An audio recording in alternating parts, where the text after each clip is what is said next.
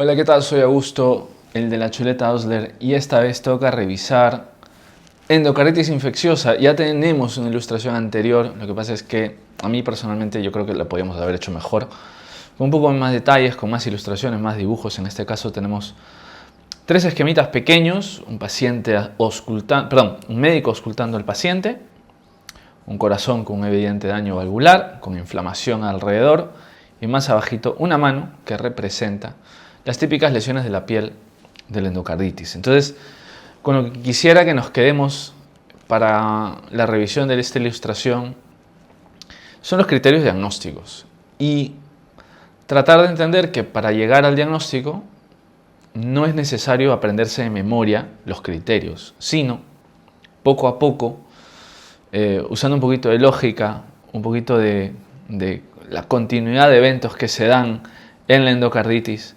llegar a recordar qué es lo que va ocurriendo en el sistema, y entonces voy acumulando eventos que corresponden, que son congruentes con los criterios diagnósticos de la endocarditis. Estos criterios diagnósticos que se denominan criterios de Duke modificados para el diagnóstico de la endocarditis infecciosa. Recordar que tenemos criterios clínicos mayores y criterios clínicos menores. Están aquí, los dos criterios clínicos mayores están abajo en un color un poquito más claro, y los criterios clínicos menores están en un color más oscuro alrededor del resto de dibujos. También existe algo que se llama criterios patológicos, pero son muy parecidos a los criterios clínicos, sobre todo los hallazgos patológicos que se realizan en la autopsia cuando el paciente muere. Pero bueno, es más o menos lo mismo que se encuentra tanto en los cultivos como en el ultrasonido, o sea que digamos que es lo mismo que los criterios mayores. Decir que el diagnóstico se hace con la congruencia, es decir, cuando en conjunción se encuentran criterios mayores y menores, los dos mayores o algunos menores y mayores, etcétera, y eso lo veremos al final. Muy bien, vamos a darle una revisión a esta ilustración de los criterios diagnósticos de endocarditis infecciosa. Para poder entender cómo es que funcionan estos criterios, cómo es que llegamos a estos criterios diagnósticos, es necesario entender algo muy importante. Es muy raro, es muy difícil que teniendo barreras de protección natural, la piel, las mucosas, llegue una bacteria dentro del corazón, ¿no? Se produzca una infección dentro del corazón. Entonces, para ello se requieren de factores predisponentes. Existe una población que tiene esa disposición de meter bichos al corazón. Y es básicamente una población que mete bichos a su sangre o tiene además una alteración ya establecida, anatómica, dentro del corazón. Entonces se consideran como factores predisponentes gente que utiliza drogas que se administran por vía parenteral, o que tiene una válvula protésica, o que tiene lesiones valvulares ya previas, y luego vemos evidencia además de regurgitaciones, ¿no? Entonces, un paciente con una alteración valvular, con una prótesis, o pacientes que utilizan drogas que entran por vía parenteral, pues tienen esa predisposición a meter bichos, de generar una bacteriemia que podría ocurrir en situaciones distintas. Por ejemplo, uno va al dentista que ha expuesto alguna arteria alveolar y pueden entrar bichos, pero nuestro sistema inmune la detiene.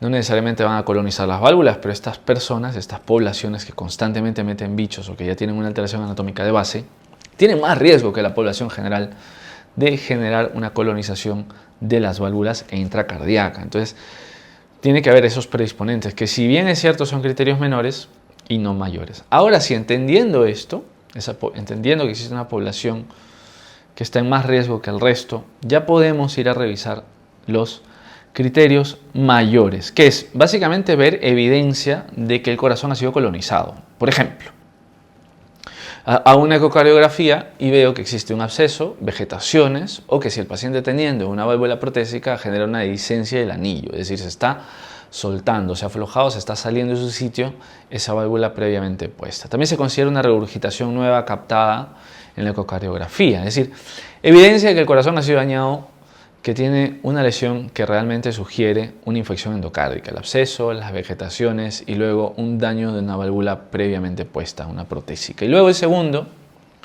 no es una evidencia anatomopatológica, pero es evidencia de bichos, es decir, en cultivos positivos. Y ojo con la toma de los cultivos, porque tienen que ser 2 tomas de cada brazo, habiendo tomado gram positivos y gram negativos. Entonces, dos cultivos separados en donde yo tengo evidencia de bichos típicos de la endocarditis. ¿Y cuáles son esos? Pues gram positivos en su mayoría, Staphylococcus aureus de la piel, son de la piel, que son arrastrados cuando entran al torrente sanguíneo. Staphylococcus aureus, Streptococcus, el Viridians, el Galolyticus, que era antes conocido como Streptococcus bovis, y luego aquellos que a veces dan cultivos negativos, que son los AC, Haemophilus, Aggregatobacter, Cardiobacterium, fácil de recordar, Eikenella y Kingella. Sí que es cierto que hay una excepción, es decir, si hay un cultivo positivo para Coxiella burnetii, pues un solo cultivo positivo ya me sirve para hacer el diagnóstico. Entonces son los criterios patológicos o anatomopatológicos o criterios clínicos mayores que cuando están los dos presentes, ojo, me hace el diagnóstico de endocarditis. Y lo que tengo que entender es que, al menos en urgencias, para los que nos interesan las urgencias y que atendemos la urgencia, lo que vamos a ver es el paciente con predisposición, pero es muy posible que ninguno de los dos resultados de criterios mayores vayan a ser positivos en la consulta de urgencias. La sospecha será alta por la presencia de los criterios menores. Es decir, en urgencias yo no voy a ver cultivos positivos y salvo que tenga ecocardios disponibles, que yo pueda hacer ecocardio a pie de cama, pues a lo mejor veo la evidencia de la lesión. Claro, y que esté la vegetación, que esté el absceso visible, que se pueda ver, que alguien lo suficientemente entrenado realmente identifique una dehiscencia de una prótesis anterior, ¿no? Entonces, desde urgencias no será muy común diagnosticar de forma definitiva, a base de criterios mayores, patológicos, una endocarditis. Nos tenemos que basar en los menores, que será lo que revisaremos en el siguiente video. Bueno, vamos a terminar esta tercera parte de la revisión de la ilustración de los criterios de Duke modificados para la endocarditis. Habíamos dicho que los criterios mayores hablaban de una evidencia patológica, una evidencia de microorganismos, de bichos, de cultivos positivos para bacterias típicas de endocarditis. Y luego el ver la lesión dentro del corazón, el absceso, las vegetaciones, la dehiscencia de una prótesis valvular previamente puesta, una regurgitación nueva también. Pues los criterios menores hablan, y esto para que se entienda, y de nuevo, para no usar la memoria solamente, los criterios menores hablan de los fenómenos dentro de la sangre, todas las cosas que ocurren dentro del torrente sanguíneo debido a la presencia de las bacterias, Y esto incluye fenómenos vasculares, es decir, cosas que ocurren dentro de los vasos sanguíneos, fenómenos inmunológicos, cosas que le pasan al sistema inmune, cómo reacciona, factores predisponentes, es decir, meter bichos a la sangre, drogas intravenosas, o tener una lesión ya en la válvula que la predisponga a tener lesiones cuando hay bacteriemia, fiebre importantísima, fiebre muy alta, y luego cultivos positivos para bacterias distintas a las bacterias que se conocen como típicas de endocarditis. Entonces, lo que quiero que piensen, y sobre todo para entender los fenómenos vasculares y los fenómenos inmunológicos, lo que quiero que tengan en cuenta es qué es lo que ocurre cuando las bacterias están en el torrente sanguíneo. Empiezan a haber respuesta inmunológica a la presencia de las bacterias, liberación de citoquinas, de interleuquinas, activación de células plasmáticas, liberación de anticuerpos, agregados plaquetares. Entonces, imagínense, ocurren agregados plaquetares, se hace una bola de plaquetas, un trombo, donde ahí hay anticuerpos y además hay bacterias. Entonces tenemos un trombo con bacterias, eso lo denomina trombo séptico. El asunto es que esto va viajando y realmente se convierte en un émbolo séptico. Y el émbolo séptico, cuando llega a los vasos más pequeños, se enclava en los vasos más pequeños, normalmente de los órganos internos o de la piel, en los capilares, y se produce infartos. Entonces, de ello hablan estos fenómenos vasculares, infartos sépticos pulmonares. Imagínense en alguien que viene por fiebre, que usa drogas, que se administra por vía intravenosa, que tiene un soplo, que tiene una válvula protésica y aparte dice que tiene disnea, tos, dolor torácico, le hacen la placa y se ven opacidades diversas. Pues lo que a lo mejor es que está haciendo este paciente sépticos, embolias sépticas, infartos pulmonares sépticos. Y luego la presencia de embolias arteriales, que el paciente haga una embolia arterial a cerebro, a corazón, etc. Y por supuesto aneurismas micóticos que pueden estar en los vasos más grandes, incluso en las paredes del corazón. Y luego fenómenos hemorrágicos, que también se consideran vasculares por los mismos émbolos. Hemorragias intracraneales, imagínense a alguien con la fiebre, con el soplo, que usa drogas intravenosas, que tiene una prótesis y aparte hace una hemorragia intracraneal, hemorragias conjuntivales, es decir, hiposfagmas. Imagínense el paciente de nuevo con todo el cuadro endocardítico y aparte hemorragias conjuntivales. Y luego las lesiones de Janeway. Y estas lesiones de Janeway son las que hablan mucho en los libros, pero realmente no sé si realmente estamos familiarizados con ellas. Las lesiones de Janeway no son otra cosa que infartos capilares en la piel. Y se producen lesiones planas, esto es muy importante, planas, rojo-venosas. Básicamente son como petequias grandes, ¿no? Como no equimosis, pero como petequias grandes. Lesiones, máculas, son lesiones planas, rojo-venosas en la piel, que pueden ocurrir en las partes más distales, en los dedos, pero también pueden ocurrir en las extremidades. Y básicamente un equivalente conjuntival son las hemorragias conjuntivales. Entonces, todo ello se denominan fenómenos vasculares. Y luego, si pasamos a los fenómenos inmunológicos, quiero que piensen en bacterias dentro de la sangre, generar una respuesta inflamatoria, activación del sistema inmune y liberación de anticuerpos. Y si recordamos, los anticuerpos, las inmunoglobulinas M, cuando se agregan como una bola, eso toma el nombre de factor reumatoide. Por eso el factor reumatoide es parte de la evidencia de fenómenos inmunológicos en una endocarditis. Entonces, un paciente con todo el cuadro endocardítico, yo tengo la sospecha y aparte tiene factor reumatoide, tenemos un fenómeno inmunológico. Aparte, tenemos glomerulonefritis. Imagínense todas estos anticuerpos que empiezan pues a quedarse ahí pegados en el glomérulo, en la cápsula, en el mesangio, en la membrana basal, etc. Y entonces empieza a disminuir la creatinina, empieza a haber hematuria, células epiteliales en la orina, etc.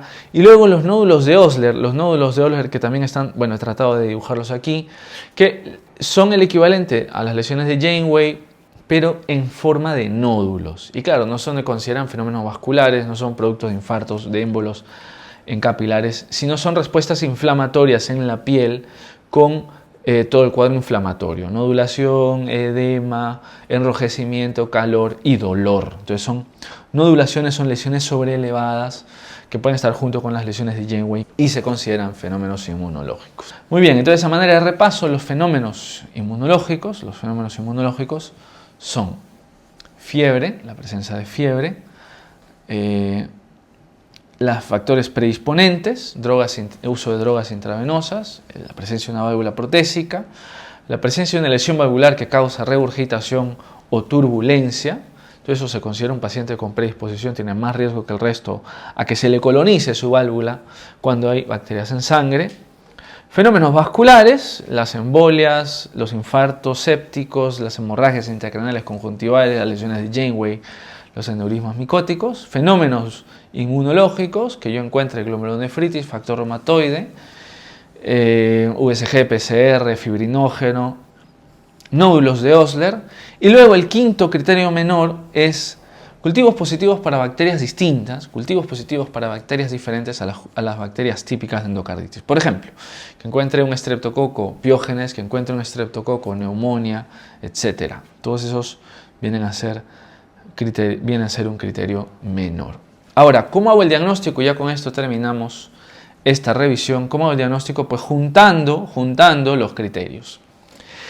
Que yo tenga dos criterios mayores, me hace el diagnóstico definitivo. Y aquí es lo que nosotros tenemos que reflexionar como médicos de urgencias. Para los que nos gusta la urgencia, va a ser muy difícil que nosotros veamos dos criterios mayores en urgencias, salvo que tengamos la ecocardiografía que podamos hacer a pie de cama. Si somos lo suficientemente hábiles, si tenemos a alguien con experiencia y nos puede hacer una ecocardiografía y ve las vegetaciones, sería una situación en la cual nosotros podemos identificar un criterio mayor, pero me quedo sin el otro, porque el otro es cultivos y no los voy a ver hasta 3 días tal vez, o 2 días. Entonces va a ser muy difícil que hagamos un diagnóstico definitivo con dos criterios mayores en urgencias, pero sí que puedo hacer uno definitivo usando menores. Un criterio mayor y 3 menores me hacen el diagnóstico definitivo de endocarditis.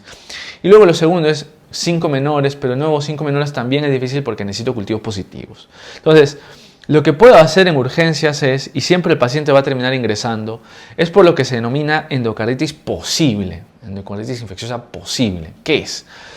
Con la presencia de un criterio mayor o uno menor, por ejemplo, fenómenos vasculares, junto con un criterio mayor, yo veo en el ecocardio, pues ahí veo la vegetación, el absceso, o la conjunción de 3 menores. El paciente viene con un fiebrón, con factores predisponentes, y aparte veo nódulos de Osler, manchas de Janeway, fenómenos vasculares, fenómenos inmunológicos, factor reumatoide positivo. Eso sí que lo puedo hacer a lo mejor en urgencias, pero de todas maneras me queda como un diagnóstico posible de endocarditis. Vamos a dejarlo aquí hasta que me explote, antes de que me explote el cerebro. Ha sido una revisión de los criterios de Duke modificados para endocarditis. Recuerden, criterios mayores menores.